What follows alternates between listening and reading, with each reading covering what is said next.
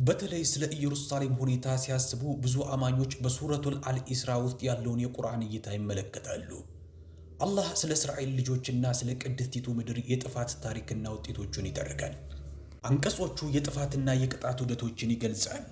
ጥፋቱ የተወሰነ ደረጃ ላይ ሲደርስ አላህ ቀደም ብለው እንደገቡት ሁሉ በድጋሚ ወደ ቅዱሱ ስፍራ የሚገቡ ባሮቹን እንደሚልክ ይገልጻል። ይህ ቅጽ የሚያሳየው ታሪክ በዑደት እንደሚራመድ ነው። መነሳት፣ መበላሸት፣ መዘዝ እና ከዚያም በድጋሚ መታደስ። ታዲያ ይህ ማለት አሁን ያለው ማንኛውም ወረራ ወይም ይዞታ የግድ ይቀጥላል ማለት ነው? የግድ አይደለም። የቁርአን ትረካ የሚያጎላው የምድር ስልጣን በመጨረሻም የአላህ መሆኑን ነው። የኃያልነት ጊዜያት ሊከሰቱ ይችላሉ፣ ነገር ግን እነሱ መቼም ፍጹም ወይም ዘላቂ አይደሉም። ለውጥ የሚመጣው አምላካዊ ውሳኔ ጣልቃ ሲገባ እንጂ የሰው ልጅ ስሌት ሲተነብይ ብቻ እንዳልሆነ ጽሑፉ ይጠቁማል።